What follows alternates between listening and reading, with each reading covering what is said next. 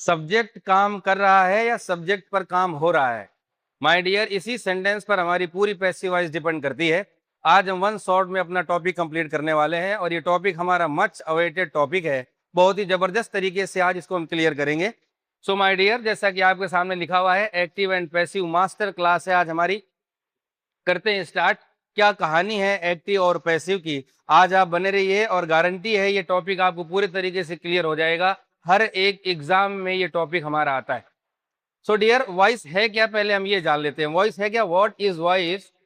बताया गया, डेफिनेशन क्या है? Voice is that form of verb which shows whether the subject of the sentence perform the action और receive the action. Hindi Hindi समझो। क्रिया वह रूप है जो यह दर्शाता है कि वाक्य में कर्ता स्वयं कोई कार्य कर रहा है या कर्ता पर किसी का या प्रभाव पड़ रहा है, मतलब उसके द्वारा किए गए कार्य का प्रभाव पड़ रहा है। ये काम होता है वॉइस का। अब इसके पार्ट कितने होते हैं? तो पार्ट होते हैं डियर, आप जानते हैं, दो, है ना? एक्टिव वॉइस और पैसिव वॉइस। इनमें क्या होता है? इसमें सब्जेक्ट प्रधान होता है, मतलब इसमें सब्जेक्ट स्वयं काम करता है। और पैसिव वॉइस क्या है? इसमें ऑब्जेक्ट प्रधान होता है और कार्य का प्रभाव सब्जेक्ट पर पड़ता है। ये मेन चीज ध्यान रखो, है ना? मेन क्या होता है? ऑब्जेक्ट, लेकिन काम का प्रभाव किस पर पड़ेगा? सब्जेक्ट पर। अब कितने टेंस की पैसिव वॉइस बन सकती है, याद रखिएगा, ये हमारा एक बेहतरीन सा क्वेश्चन भी है। वैसे एक नॉर्मल हमारा रूल यही चलेगा कि 12 टेंस होते हैं टोटल। 12 टेंस में 8 टेंस की पैसिव वॉइस बनती है। लेकिन माय डियर, आपकी जानकारी के लिए बता दें, जो बाकी हमारे 4 टेंस बचे उनकी भी पैसिव वॉइस बनाई जा सकती है। उसमें हम बीइंग लगाकर उनको बना सकते हैं। ठीक है? अच्छा, अब आपके लिए सिंपल सी रूल ये कि अगर आपके सामने एक्टिव सेंटेंस आ जाए तो बनाने का फॉर्मूला है क्या? तो आपकी जानकारी के लिए बता दें, आप एक स्ट्रक्चर सबसे पहले अपने ध्यान में लाइए। और वो स्ट्रक्चर आपके लिए क्या होना चाहिए, आपकी जानकारी के लिए बता देते हैं। सबसे पहले माय डियर हमारा आता है सब्जेक्ट। सब्जेक्ट के बाद हम मान लेते हैं या तो हेल्पिंग वर्ब आएगी या क्या आ जाएगा? Main verb. और मेन वर्ब के बाद क्या आएगा? ऑब्जेक्ट। ये स्ट्रक्चर आप दिमाग में पूरी तरीके से सेट कर लो। मतलब सिंपल सेंटेंस में सबसे पहले क्या आता है? सब्जेक्ट, फिर या तो हेल्पिंग वर्ब आएगी या मेन वर्ब आ जाएगी और उसके बाद क्या आ जाएगा? ऑब्जेक्ट।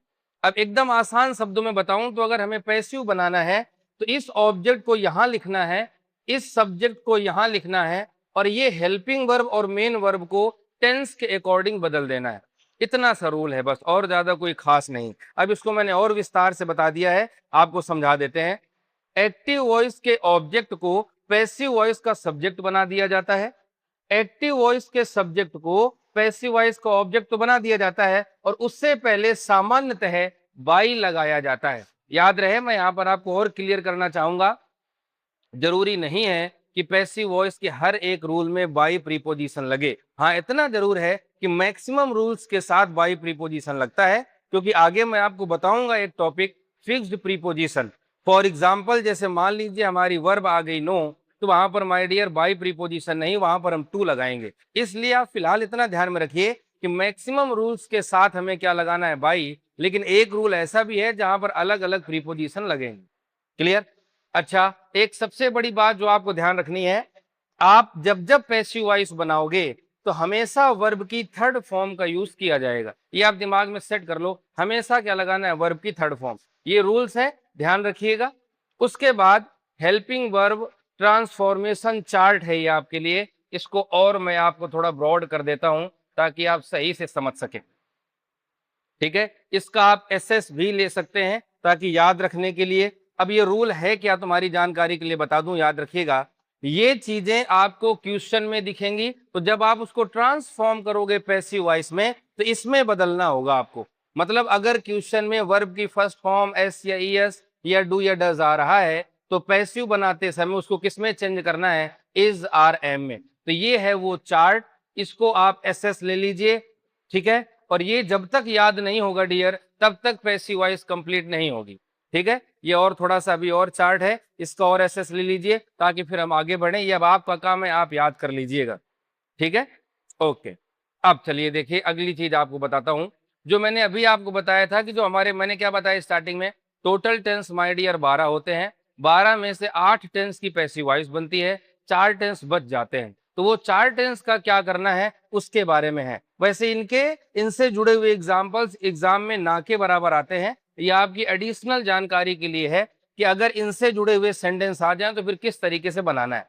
देखिए, ये टेंस है जिनकी पैसिव वॉइस नहीं बनती है, ओके। लेकिन अगर इसका कोई सेंटेंस आ जाए या कोई आपका फ्रेंड कलीग मान लीजिए बोले ये सेंटेंस है बना कर दिखाओ, तो आपको वहां पर डाउन नहीं पड़ना है, क्योंकि अभी आप हमसे जुड़ चुके हैं। अब इंग्लिश में ऐसा कोई भी चीज नहीं है जिसमें आपको कंफ्यूजन हो। अगर आप प्रॉपर तरीके से चीजों को समझते हो तो क्या है कंडीशन, सुनिए डियर।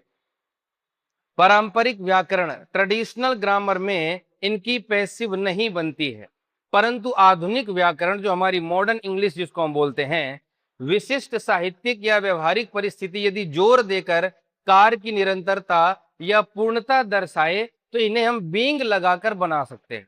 क्या लगाकर बना सकते हैं? बीइंग। अच्छा, एक चीज इसमें और भी है, क्या? बीइंग या उपयुक्त सहायक क्रिया लगाकर पैसिव रूप तैयार किया जाता है, जैसे फ्यूचर कॉन्टिन्यूअस के लिए विल शैल बी में बनाते हैं। फॉर एग्जांपल, मान लीजिए आपके क्वेश्चन में आ गया विल, तो विल बदला जाएगा विल बी या शैल बी में। तो अभी हमें मान लीजिए सेंटेंस में विल बी आ गया तो वो तो रहेगा ही, साथ में क्या हो जाएगा, बीइंग और जुड़ेगा और वर्ब की थर्ड फॉर्म लगा दी जाएगी। इस तरीके से वो 4 सेंटेंस बनाए जाते हैं बीइंग लगा करके, ओके। तो वो हमारा ये रूल हो गया वो 4 सेंटेंस का। वैसे ये रूल कम आते हैं, फिलहाल अपने मेन फोकस करते हैं। अब आपके सामने रूल्स मैंने आपको बता दिए। पहला रूल है सब्जेक्ट को हमें क्या, सॉरी, ऑब्जेक्ट को क्या बनाना है, सब्जेक्ट। रूल नंबर 2, टेंस के अकॉर्डिंग क्या करना है, परिवर्तन। रूल नंबर 3, हमेशा वर्ब की क्या लगानी है, third form. Rule number 4, active voice के सब्जेक्ट को पैसिव वॉइस का क्या बना देना है, ऑब्जेक्ट। और ऑब्जेक्ट लिखने से पहले बाई प्रीपोजिशन लगाना है। एक रूल छोड़ दो, वहां पर वो कौन से प्रीपोजिशन लगेंगे मैं आपको बता दूंगा। फिलहाल तब तक हमेशा आपको बाई ही लगाना है, ओके। चलिए, अब यहाँ पर पहला अपना रूल आएगा, सिंपल और निगेटिव सेंटेंस अगर आपके सामने आए तो उन्हें सॉल्व कैसे करना है माय डियर, जरा समझते हैं। देखिए, मैं आपको बता देता हूं और बेहतर तरीके से। मान लीजिए, अब हम रूल नंबर फर्स्ट की बात करें, ध्यान से समझिएगा। मान लीजिए आपके सामने एक सेंटेंस आ गया, राम राइट्स ए लेटर, आ गया। सबसे पहले अपने को क्या करना है, इसमें अपने को ये कंफर्म करना है कि है क्या, इसका स्ट्रक्चर क्या है। तो मैंने क्या बताया था, सबसे पहले आता है माय डियर सब्जेक्ट। तो राम क्या हो गया, सब्जेक्ट हो गया। सब्जेक्ट के बाद या तो हेल्पिंग वर्ब आएगी या वर्ब आएगी, तो ये हमारी क्या है, वर्ब। और वर्ब के बाद हमेशा ऑब्जेक्ट आता है, तो ये ए लेटर हमारा क्या हो गया, ऑब्जेक्ट। अब सुनो रूल, रूल नंबर पहला, ऑब्जेक्ट को क्या बनाना है, सब्जेक्ट। मतलब अब सब्जेक्ट बनाने के लिए कोई खास प्रक्रिया नहीं करनी है, इसको उठाना है और सबसे पहले रख देना है, वो हमारा क्या बन जाएगा, सब्जेक्ट। ठीक है, तो ए लेटर को हमने उठाया और देखो यहां पर रख दिया, रूल नंबर पहला। रूल नंबर दूसरा क्या था, टेंस के अकॉर्डिंग क्या करना है, परिवर्तन। अब देखो इधर वर्ब में क्या लगा हुआ है, एस या एस। तो जब वर्ब में फर्स्ट फॉर्म आ जाए या वर्ब में एस या एस लगा हो या डू या डज आया हो तो उसको बदला जाता है इज आर एम में। सब्जेक्ट अगर सिंगुलर है तो इज लगा दीजिए, प्लूरल है तो आर लगा दीजिए, और आई है तो क्या लगा दीजिए, एम लगा दीजिए। अब यहाँ पर क्या लिखा हुआ है, ए लेटर लिखा हुआ है। ए लेटर क्या होगा, सिंगुलर, इसलिए क्या आ गया, इसलिए यहां पर क्या आ गया, इज। क्लियर है क्या? रूल नंबर तीसरा, हमेशा लगानी है वर्ब की थर्ड फॉर्म। ये रही हमारी वर्ब की थर्ड फॉर्म। उसके बाद लगाया जाता है बाई और इस सब्जेक्ट को बना देते हैं ऑब्जेक्ट। तो ये बाई आ गया और ये हमारा क्या आ गया, ऑब्जेक्ट। क्लियर है क्या? ये तरीका होता है। अब और एक तरीका समझिए, she is singing a sweet song. पहले देख लो कहां पर क्या लिखा है। सबसे पहले क्या आता है, सब्जेक्ट, फिर आएगी हेल्पिंग वर्ब, फिर हेल्पिंग वर्ब के बाद क्या आएगा, वर्ब आएगा। ये हमारी वर्ब हो गई और वर्ब के बाद क्या आ जाएगा, ऑब्जेक्ट। चीजें क्लियर हो गई। अब रूल नंबर पहला, इस ऑब्जेक्ट को क्या बना दो, सब्जेक्ट बना दिया भाई। रूल नंबर दूसरा, टेंस के अकॉर्डिंग क्या करना है, परिवर्तन। तो इज बदला जाता है इज बीइंग, आर बीइंग और एम बीइंग में। तो सब्जेक्ट हमारा सिंगुलर है इसलिए क्या आ जाएगा, इज बीइंग आ जाएगा। डन। रूल नंबर तीसरा, हमेशा क्या लगानी है, वर्ब की थर्ड फॉर्म। ये हमारी वर्ब की क्या हो गई, थर्ड फॉर्म। अब क्या लगाना है, बाई। बाई लगा दो और इस सब्जेक्ट को क्या बना दो, ऑब्जेक्ट। तो ये बाई और सी का ऑब्जेक्ट माय डियर क्या होता है, हर। एक मैं चीज और आपके लिए लिख देता हूं, यहां पर याद रखिएगा। देखिए, ये है हमारा सब्जेक्ट और ये है हमारा ऑब्जेक्ट। देखो, I, we, you, he, she, it और दे, ये मान लेते हैं हमारे क्या है सब्जेक्ट। अब इनका ऑब्जेक्ट क्या होगा, तो आई का होता है मी, ये आप लिखते जाइए या एस ले लीजिएगा। वी का होता है अस, यू का ऑब्जेक्ट होता है यू, ही का होता है हिम, सी का होता है हर, इट का होता है इट, दे का होता है देम। ये आप एस ले लीजिए या आप याद रखिएगा, ठीक है। ये हमारे सब्जेक्ट हैं और ये हमारे क्या है ऑब्जेक्ट। अब अगली कहानी सुनना, अगर एक्टिव में ये चीजें आएंगी तो इसमें बदल देंगे, ठीक है। मतलब आई आया है और उसका ऑब्जेक्ट बनाना है तो क्या हो जाएगा मी। अब मान लीजिए मी आया है और उसका सब्जेक्ट बनाना है तो मी का सब्जेक्ट क्या होता है आई, तो हम आई लिख देंगे। डन है बात, ओके। चलिए अब आगे बढ़ जाते हैं। एक और तीसरा आपको और एक बार बता देता हूं। क्या डियर, देखिए they have won the match, वही कहानी सबसे पहले क्लियर करो कहां पर क्या लिखा है। तो सबसे पहले क्या आता है सब्जेक्ट, ये हमारी क्या हो गई हेल्पिंग वर्ब, हेल्पिंग वर्ब के बाद हमेशा क्या आएगा मेन वर्ब, तो ये हमारी हो गई मेन वर्ब, और मेन वर्ब के बाद हमेशा क्या आता है ऑब्जेक्ट, ये हो गया ऑब्जेक्ट। अब रूल नंबर पहला, ऑब्जेक्ट को क्या बना दो सब्जेक्ट, तो ये हो गया हमारा the match. So my dear ये अपना हो गया ऑब्जेक्ट। तो अब क्या कहता है हमारा रूल नंबर फर्स्ट, ऑब्जेक्ट को क्या बना देना है सब्जेक्ट, तो मैच यहां पर आ जाएगा। रूल नंबर दूसरा, टेंस के अनुसार क्या करना है परिवर्तन, तो हैव बदलता है हैज बीन और हैव बीन। मैंने आपको चार्ट दिया है, पहले आप चार्ट लर्न कर लीजिएगा, फिर उसके बाद भले ये चीजें मिलाइएगा तब और प्रॉपर तरीके से समझ में आएगा। तो ये हमारा सिंगुलर है इसलिए क्या आ जाएगा हैज बीन आ जाएगा, वर्ब की क्या आ जाएगी थर्ड फॉर्म, क्लियर बात। फिर लगा देंगे बाई, और दे का ऑब्जेक्ट क्या होता है देम। वैसे दे को अनइंपॉर्टेंट सब्जेक्ट भी माना जाता है, लेकिन अगर दे आता है तो आप उसको देम में बदल सकते हो। अब उसके बाद एक और समझा देता हूं, देख लीजिए। He stole my pen yesterday, he क्या है सब्जेक्ट, स्टोल क्या है वर्ब, माई पेन क्या हो गया ऑब्जेक्ट, यस्टरडे आप जानते हैं टाइम के बारे में आया हुआ है। तो अब इसको लेकर जाओ, पहले ऑब्जेक्ट्स लेकर जाते हैं। सबसे पहले ये हमारा हो गया माई पेन, स्टोल है माई डियर V2, वर्ब की सेकंड फॉर्म बदला जाता है वाज या वर में। तो माई पेन सिंगुलर है एक वचन, तो हमारा क्या आ गया वॉज आ गया। वर्ब की क्या लगाएंगे थर्ड फॉर्म, स्टोल की थर्ड फॉर्म स्टोलन। अब लगाओ बाई, और ही का ऑब्जेक्ट लिखना है तो ही का ऑब्जेक्ट क्या होता है हिम, और यहां पर आ गया यस्टरडे। अगर आप चाहो तो यस्टरडे को आप यहां पर भी लिख सकते हो, कोई प्रॉब्लम नहीं। तो ये हमारे सिंपल से रूल थे, ठीक है। अब इसमें आपके लिए मैं एक निगेटिव सेंटेंस और बता देता हूं कुछ कि उसमें क्या करना होगा, फिर उसके बाद अलग अलग रूल आएंगे। ये तो हमारे भी बेसिक रूल चल रहे हैं, ध्यान रखिएगा। मान लीजिए सेंटेंस आ गया सी डज नॉट कुक फूड, सी आप जानते हैं सी क्या है सब्जेक्ट, डज क्या हो गई हेल्पिंग वर्ब, नॉट हमारा निगेटिव वर्ड है, कुक हमारी वर्ब है, और फूड हमारा क्या हो गया ऑब्जेक्ट। क्लियर है क्या। रूल नंबर पहला, ऑब्जेक्ट को क्या बनाएंगे सब्जेक्ट, तो ये वाला फूड यहां पर आ गया। रूल नंबर टू, टेंस के अनुसार क्या करना है परिवर्तन, तो डू डज बदला जाता है इज आर एम में, नॉट है तो नॉट लगा दो, कुक की थर्ड फॉर्म कुक्ड, फिर आ गया बाई, और इसको हम क्या बना देंगे ऑब्जेक्ट, तो सी का ऑब्जेक्ट क्या होता है हर। क्लियर है, ओके। अच्छा अब एक चीज यहां पर मैंने ऐड किया, ये सेंटेंस जानबूझ करके कि आप समझ लीजिए क्या कहानी, सुनिए। I was not playing cricket, I subject है, वॉज हेल्पिंग वर्ब है, नॉट निगेटिव वर्ड है, प्लेइंग हमारी वर्ब है, और क्रिकेट हमारा क्या हो गया my dear object. Rule number पहला, ऑब्जेक्ट को क्या बनाएंगे सब्जेक्ट, ये आ गया क्रिकेट। अब अगली चीज सुनो, वाज और वर बदला जाता है वाज बीइंग वर बीइंग में। अब अगली कहानी, जब जब आपके सामने दो हेल्पिंग वर्ब आए और हमें नॉट लगाना हो तो वो नॉट उन दोनों हेल्पिंग वर्ब के बीच में आता है। जैसे ये वाज बदला जाएगा वाज बीइंग वर बीइंग में, तो देखो ये वाज ये बीइंग, अब देखो इन दोनों के बीच में क्या आया हुआ है नॉट। ये आप हमेशा ध्यान रखिएगा कि हेल्पिंग वर्ब अगर दो हैं तो नॉट कब आएगा बीच में, बीइंग आ गया, वर्ब की third form played by me. Clear है क्या, ये हमारे बेसिक रूल्स थे माय डियर। अब बढ़ते हैं अपने एक्स्ट्रा और दूसरे रूल्स की तरफ। अब देखिए आपके सामने लिखा हुआ आप देख रहे हैं डबल ऑब्जेक्ट। क्या होता है डबल ऑब्जेक्ट, अब तक हमने क्या किया है रूल्स, हमने क्या किए कि ऑब्जेक्ट को हम क्या बना देते हैं सब्जेक्ट। अब जरा मानिए कि अगर आपके सेंटेंस में माय डियर दो ऑब्जेक्ट आ गए तब आप क्या करेंगे, उसके लिए रूल बनाया गया है और उसका नाम क्या है डबल ऑब्जेक्ट। क्या कहानी है सुनो, जब किसी वाक्य में दो ऑब्जेक्ट आएंगे तो आपकी जानकारी के लिए बता दूं वो दो ऑब्जेक्ट मतलब ऑब्जेक्ट दो पार्ट में डिवाइड है, एक का नाम डायरेक्ट ऑब्जेक्ट है और एक का नाम क्या है इनडायरेक्ट ऑब्जेक्ट। तो दो ऑब्जेक्ट एक डायरेक्ट ऑब्जेक्ट, जो सामान्यतः निर्जीव होता है उसको हम क्या बोलते हैं डायरेक्ट ऑब्जेक्ट, ठीक है, और जो सजीव होगा उसको हम बोलते हैं इनडायरेक्ट ऑब्जेक्ट। ठीक है, अब आपको देखो और बता देता हूं, मैंने भी जो स्ट्रक्चर लिखा था ना सब्जेक्ट और ऑब्जेक्ट वाला, तो जो मैंने ऑब्जेक्ट लिखे हैं वो सारे के सारे इनडायरेक्ट ऑब्जेक्ट होते हैं। डायरेक्ट क्या है, फॉर एग्जांपल ये वॉच, ये शर्ट हो गई है ना, ये बोर्ड हो गया, चेयर हो गया, टेबल हो गया, मतलब निर्जीव चीजें जो है वो हमारी क्या है, इनडायरेक्ट ऑब्जेक्ट है। अब स्ट्रक्चर देखो, इसके बनाने का स्ट्रक्चर क्या है, कि आपके सामने एक सेंटेंस आ गया, वहां पर डबल ऑब्जेक्ट आ गया, तो बनाया कैसे जाएगा।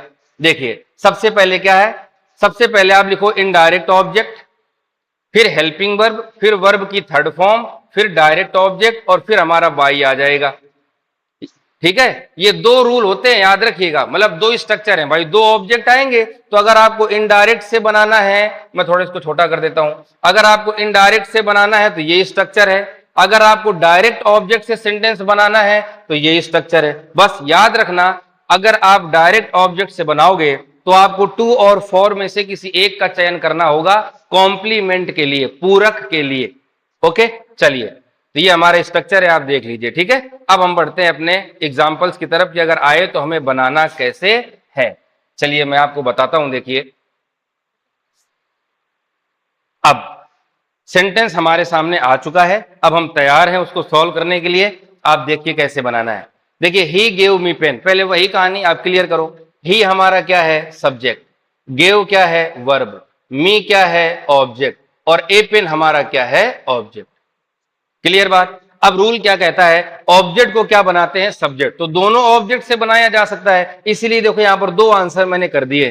अगर आप सजीव ऑब्जेक्ट से बनाते हो तो किस तरह बनेगा, निर्जीव से बनाते हो तो किस तरह बनेगा। देखो अभी हम सजीव से बना रहे हैं, ठीक है, ये सजीव है, ठीक, और ए पेन हमारा क्या है, निर्जीव है, तो सजीव वाले में क्या रूल वही है, ऑब्जेक्ट को क्या बनाएंगे, सब्जेक्ट, ये सब्जेक्ट बना दिया। गेव है वर्ब की सेकंड फॉर्म, वर्ब की सेकंड फॉर्म बदलते हैं वाज और वर में, तो ये आ गया वाज। वर्ब की क्या लगानी है, थर्ड फॉर्म, तो हो जाएगा गिवन, ए पेन बाई मी।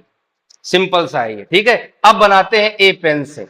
तो जब आप यहां सजीव छोड़ोगे तो उसके पहले हमें टू या फोर लगाना होता है। देखो दूसरा ए पेन से बनाएंगे तो ये ए पेन आ गया, वॉज, गिवन, अब ये आ गया टू, ये मी, जो ऑब्जेक्ट बचेगा वो यहां पर लिखना है ना, मी बाई हिम, ये होता है डबल ऑब्जेक्ट। एक और देखो, मिस्टर शर्मा टीचेज अस इंग्लिश, एक देखो ये ऑब्जेक्ट है और एक ये ऑब्जेक्ट है, पहले इससे बना रहा हूं। तो अस को जब आप सब्जेक्ट बनाओगे तो अस का सब्जेक्ट क्या होता है, वी, तो ये हमारा आ गया वी।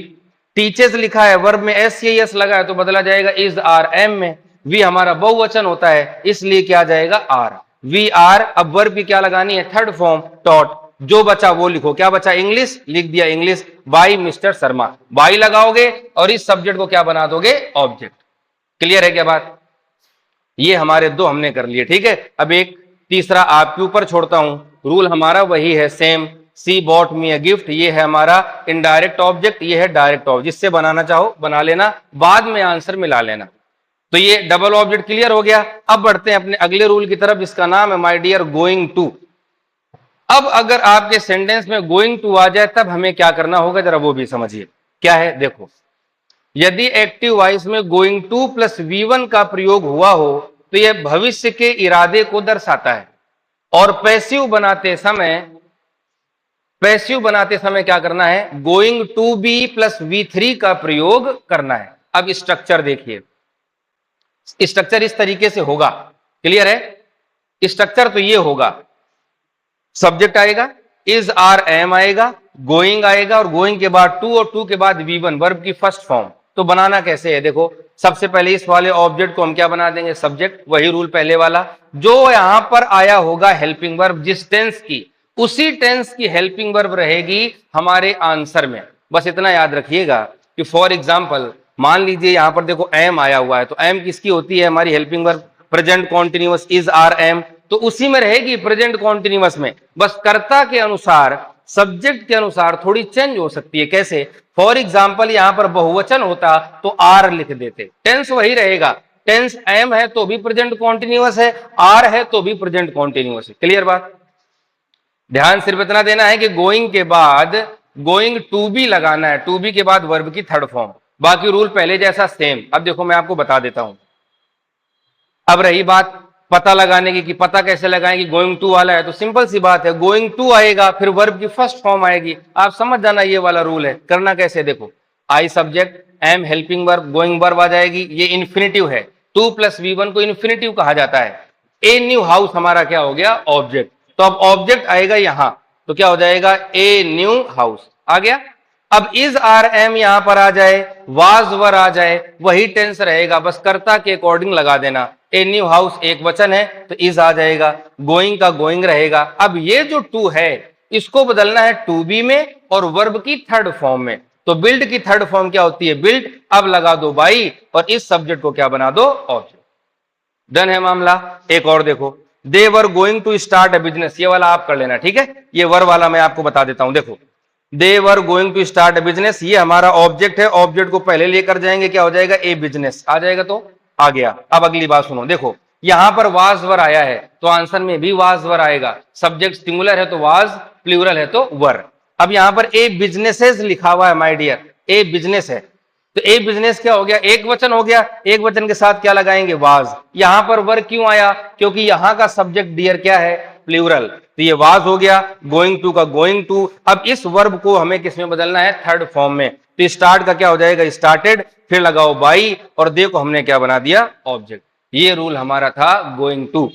3 रूल हमने कर लिए, एक तो बेसिक रूल कर लिए, डबल ऑब्जेक्ट कर लिया, गोइंग टू वाला कर लिया। अब आओ एक अगला है, नो बडी और नो वन। अब इसमें क्या कहानी है जरा वो भी समझिए। जब एक्टिव वॉइस का सब्जेक्ट नो बडी या नो वन होता है तो ये नकारात्मक शब्द होने के कारण पैसिव वॉइस को हमेशा निगेटिव बनाया जाता है। मतलब मैं अपने शब्दों में आपको बता दूं, मान लीजिए सेंटेंस की शुरुआत नो वन या नो बडी से हो रही है तो रूल जो पहले वाले थे सेम वही रहेंगे, बस अंतर सिर्फ इतना है कि हेल्पिंग वर्ब के बाद हमें नॉट लगाना पड़ेगा। क्यों, ताकि सेंटेंस में सेंस बना रहे, है ना। ये हमारा स्ट्रक्चर रहेगा, सबसे पहले ऑब्जेक्ट लिखेंगे, हेल्पिंग वर्ब आएगी, फिर आएगा नॉट और नॉट के बाद हमारा क्या आ जाएगा, वर्ब की थर्ड फॉर्म। अब चलिए मैं आपको एक करके दिखा देता हूं कैसे करना है। Nobody can solve this question, तो देखो नोबडी तो क्या हो गया, सब्जेक्ट हो गया, कैसे पता लगाओगे, ये हेल्पिंग वर्ब है, हेल्पिंग वर्ब के पहले जो आता है वो क्या कहलाता है, सब्जेक्ट। तो ये सब्जेक्ट है। कैन मॉडल है, जिस सेंटेंस में मॉडल आएगा ना माय डियर, वो हेल्पिंग वर्ब का ही काम करेगा। ये हमारा क्या हो गया, हेल्पिंग वर्ब हो गई। हेल्पिंग वर्ब के बाद क्या आएगी, वर्ब, और वर्ब के बाद क्या आ जाएगा, ऑब्जेक्ट। रूल वही, ऑब्जेक्ट को क्या बनाएंगे, सब्जेक्ट। ये हो गया दिस क्वेश्चन। कैन बदलेगा कैन बी में। मॉडल का रूल क्या है कि जो मॉडल आएगा ना उसके साथ में बी लगाना होगा। अब क्योंकि नोबडी आया है तो हमें नॉट लगाना है। थोड़ी देर पहले मैंने क्या बताया था कि जब हमारी हेल्पिंग वर्ब 2 आ जाए तो उनके बीच में क्या लगाया जाता है, नॉट। तो क्या हो जाएगा, this question can not be. एक ये कैन और ये बी, इन दोनों के बीच में क्या आ गया, नॉट। अब लगानी है वर्ब की थर्ड फॉर्म, सॉल्व। और अगली आपके लिए एक और जानकारी, अगर आपका सब्जेक्ट नो वन या नो बडी है तो उस सेंटेंस में ना तो बाई लगेगा और ना इस सब्जेक्ट को ऑब्जेक्ट बनाया जाएगा। ये रूल है, याद रखिएगा। क्लियर। दूसरा देखो, नो वन प्रेज्ड हिम, तो हिम ऑब्जेक्ट, इसको इधर लेकर जाओगे तो हिम को जब सब्जेक्ट बनाओगे तो क्या हो जाएगा, ही। प्रेज्ड का मतलब क्या है, वर्ब की सेकंड फॉर्म। वर्ब की सेकंड फॉर्म बदली जाती है वाज और वर में। ही एक वचन है तो क्या आ जाएगा, वाज। अब वाज के साथ में क्या लगाना है, नॉट। क्यों, क्योंकि यहां पर नो वन आया हुआ है। नो बडी नो वन क्या देते हैं, निगेटिव सेंस। अब लगानी है वर्ब की थर्ड फॉर्म, तो आ गया प्रेज्ड। वाई लगाएंगे नहीं क्योंकि सब्जेक्ट क्या है, नो वन। नो वन और नो बडी अगर सब्जेक्ट है तो ना तो बाई लगेगा और ना ही नो वन और नो बडी को लिखा जाएगा। क्यों नहीं लिखा जाएगा, आपको पता है क्या, एक सीक्रेट है, बता देता हूं आपको, सुनो। इसलिए क्योंकि आपने यहां पर ऑलरेडी नॉट लगा दिया है। अगर आप फिर से बाई नो वन या नो बडी लिखते हो तो 2 बार नहीं आ जाएंगे, और 2 बार नहीं अच्छे नहीं होते, एक बार नहीं ठीक है। इसलिए हम 2 बार इसको नहीं करेंगे। डन है बात। तो माय डियर्स, आपकी जानकारी के लिए बता दें, हमारे जो सिंपल रूल थे वो हमारे कंप्लीट हो चुके हैं। वैसे उस सिंपल में एक मैंने पहले ही बता दिया आपको, अनइंपॉर्टेंट सब्जेक्ट होते हैं कुछ,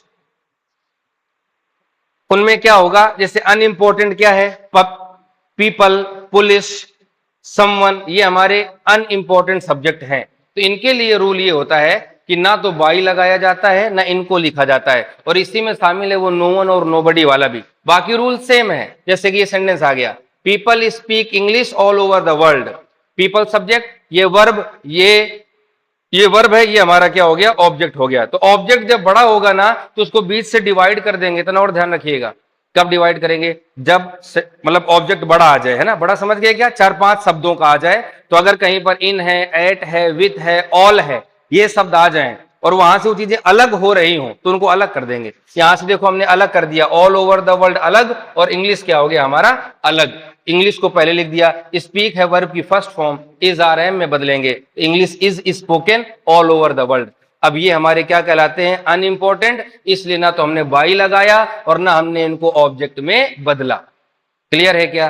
तो अनइंपॉर्टेंट सब्जेक्ट वैसे 10 होते हैं, आपकी जानकारी के लिए बता दूं, one, no one, someone, somebody, nobody, public, police, people, they, we. They और वी को तो हम लिख सकते हैं बाई लगा करके, बाकी आप चाहो तो मत लिखो। क्लियर बात। तो सिंपल हमारे हो गए। अब अगला टॉपिक हम अपना करेंगे नेक्स्ट पार्ट में।